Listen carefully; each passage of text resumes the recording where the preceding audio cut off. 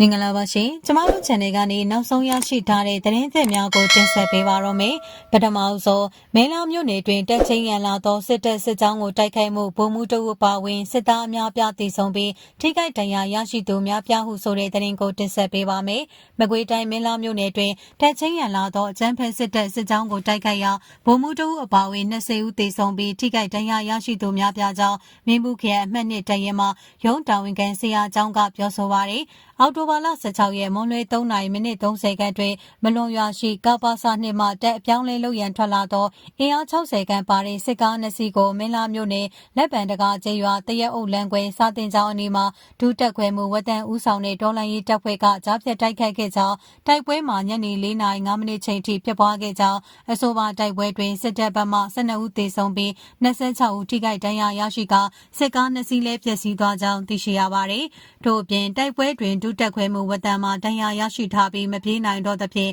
လက်ငယ်သားတော်လန်ရေးရှဲပေါ်များကိုတပ်ပြန်ဆုတ်ခိုင်းခဲ့ကြောင်းဒဏ်ရာအပြင်းထန်ရရှိ၍မပြေးနိုင်တော့တဲ့ဒုတက်ခွဲမှုဝတန်ကစစ်တပ်ထံတွင်အဖမ်းမခံတော့ဘဲလက်ပစ်မိုင်းကိုဖောက်ခွဲ၍မိမိကိုယ်ကိုအဆုံးစီရင်သွားကြောင်းသိရှိရပါသည်ရင်းတိုက်ပွဲတွင်ထိခိုက်ဒဏ်ရာရရှိသူ26ဦးထဲမှတပ်တွင်သတင်းရင်းမြစ်ပြောပြချက်အရ10ဦးထက်သေဆုံးခဲ့ပြီးစစ်သားများချိုးဆွဲခံရတဲ့ကား2စီးမှရင်မောင်း2ဦးဖြစ်သူလည်းလက်ပြတ်ထွက်သွားကြောင်း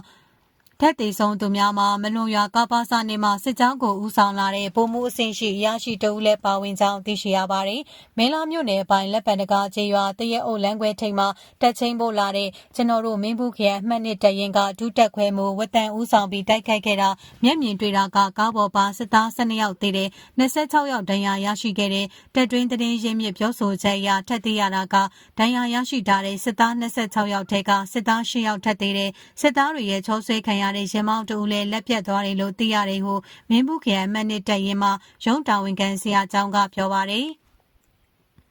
တိုင်းပြည်နယ်ဖိနှိပ်ခံပြည်သူတွေမင်းဘူးခရိုင်အမှတ်1တရင်ကကျန်းဖက်ဆရာနာရှင်ပြုတ်ကြသည့်ထိဆက်လက်၍ချိန်မုံသွားမည်ဖြစ်ကြောင်းပြည်သူများအနေဖြင့်စစ်ကော်မရှင်စစ်သားရဲများ၏အနီးပတ်ဝန်းကျင်တွင်နီးနီးကပ်ကပ်နေထိုင်သွားလာခြင်းမပြုလုပ်ကြရန်လေးစားစွာအသိပေးလိုကြောင်းမင်းဘူးခရိုင်အမှတ်1တရင်မှရုံးတာဝန်ခံဆရာကျောင်းကဆက်လက်ပြောဆိုကြောင်းသိရပါသည်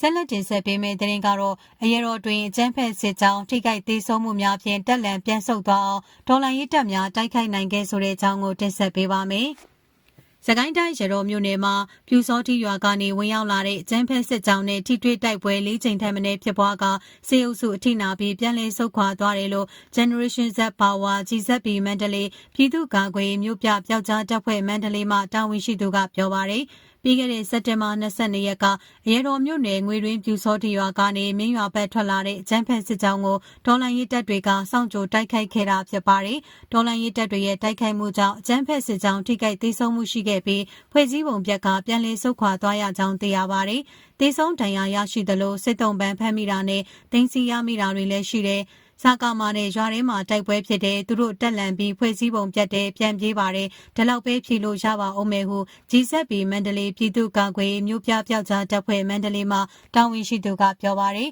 ထိုတိုက်ခိုက်မှုကို GZB မန္တလေးပြည်သူ့ကာကွယ်မြို့ပြပျောက်ကြားတပ်ဖွဲ့နဲ့နေမြေကန်တော်လှန်ရေးဖွဲ့များကပူးပေါင်းလှုပ်ဆောင်ခဲ့ပြီးတိုက်ပွဲရုပ်သံဖိုင်ကိုလည်းထုတ်ပြန်ထားကြောင်းသိရှိရပါတယ်